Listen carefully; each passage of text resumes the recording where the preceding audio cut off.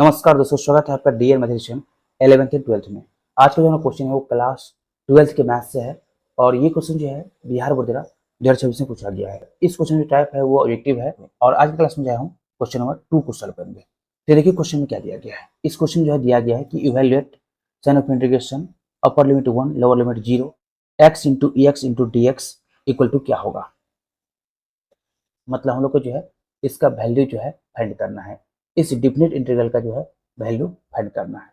अब देखिए यहाँ पर जो है सबसे पहले ये देखना होगा कि ये जो क्वेश्चन है ये जो है किस कॉन्सेप्ट पे आधारित है।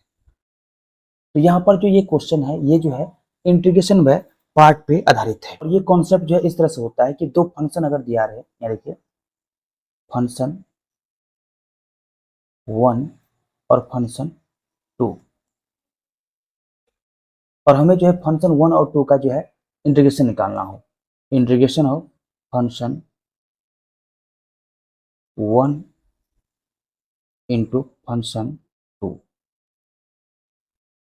फंक्शन 2, तो ये इंटीग्रेशन जो है इक्वल होगा, यहाँ देखिए यहाँ लिखेंगे सबसे पहले फंक्शन 1 इंटू इंटीग्रल ऑफ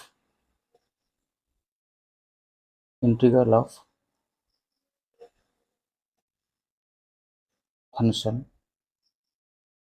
2, मतलब कि फंक्शन 2 का जो है हमें इंटीग्रेशन निकालना है। आगे देखिए माइनस साइन ऑफ इंटीग्रेशन, यहाँ देखिए यहाँ पे लिखेंगे फिर से इंटीग्रल ऑफ फंक्शन 2, जो यहाँ पर इंटीग्रेशन आएगा उसको जो है यहाँ पर फिर से लिख देना है उस इंटीग्रेशन को, इनटू डिफरेंशिएशन ऑफ यहाँ देखिए डिफरेंशिएशन ऑफ फंक्शन 1।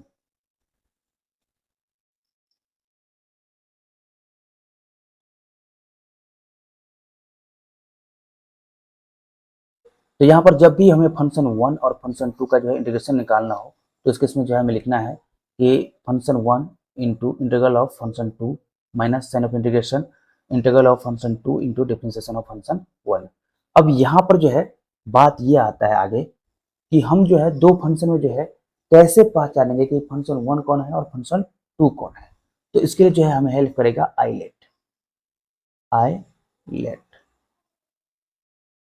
इसमें जो है ये आई होता है इनवर्स फंक्शन, एल होता है लॉगरिथम फंक्शन, ए होता है अलजेब्रिक फंक्शन, टी होता है ट्रिग्नोमेट्री फंक्शन और ई होता है एक्सपोनेंशियल फंक्शन। तो जब भी हमें मान लीजिए कि हमें आई और एल दिया गया है तो जो पहले है वो जो है फंक्शन 1 होगा और जो बाद में है वो फंक्शन 2 होगा। तो इसी तरह से जो है अगर हम इस क्वेश्चन में देखें, यहाँ देखिए इसको जो है मान लेते हैं I, let I equal to sign of integration upper limit 1 lower limit 0 x into e की power x into d x. अब देखिए यहाँ पर जो है ये x क्या है, तो ये जो है अलजेब्रिक फंक्शन है और यहाँ पर ये ई की पावर x क्या है, तो एक्सपोनेंशियल फंक्शन है। मतलब कि ये x जो है फंक्शन 1 है और ये ई की पावर x जो है फंक्शन 2 है। तो लिखेंगे फंक्शन 1 इक्वल टू x और function 2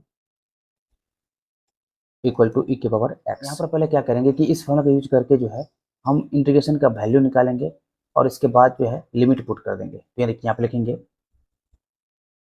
integration of x into a x equal to, यहाँ पर फॉर्मूला में क्या है फंक्शन 1, तो इसकी जगह लिखेंगे x into integral of function 2 मतलब ई एक्स का इंटीग्रेशन एक्स के रिस्पेक्ट में minus sign of integral of function 2 मतलब ई एक्स का इंटीग्रेशन एक्स के रिस्पेक्ट में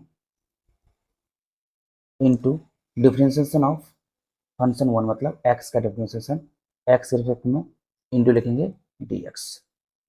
आगे देखिए यहाँ लिखेंगे x इंटू ई की पावर x का इंटीग्रेशन क्या होगा, तो ई की पावर x ही होगा माइनस साइन ऑफ इंटीग्रेशन, यहाँ पर भी जो है ई की पावर x ही होगा इंटू x का डिफरेंशिएशन x के रिस्पेक्ट में क्या होता है, तो 1, यहाँ लिखेंगे 1 इंटू dx। अब देखिए यहाँ पर यहाँ लिखेंगे x इंटू ई की पावर x माइनस ई की पावर x का इंटीग्रेशन क्या होगा, तो ई की पावर x ही होगा और यहाँ पर लिख लेंगे ई की पावर x कॉमन में x माइनस 1। अब यही वैल्यू जो है इसमें इसकी जगह रख देते हैं। यहाँ देखिए यहाँ लिखेंगे आई इक्वल टू डायरेक्ट जो है लिमिट पुट करना है ई की power x into x minus 1 upper limit कितना है, तो 1 है और लोअर लिमिट 0 है, तो यहाँ लिखेंगे e की power 1 into 1 minus 1 minus e की power 0 into 0 minus 1 post close. यहाँ पे लिखेंगे e की पावर 1 मतलब e और 1 माइनस 1 0 माइनस e की पावर 0 1 और 0 माइनस 1 माइनस 1। यहाँ पर जो है लिखेंगे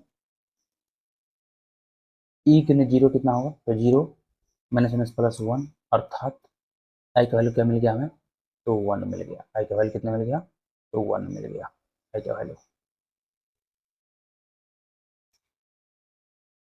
यहाँ पे लिख सकते हैं अप्लाइंग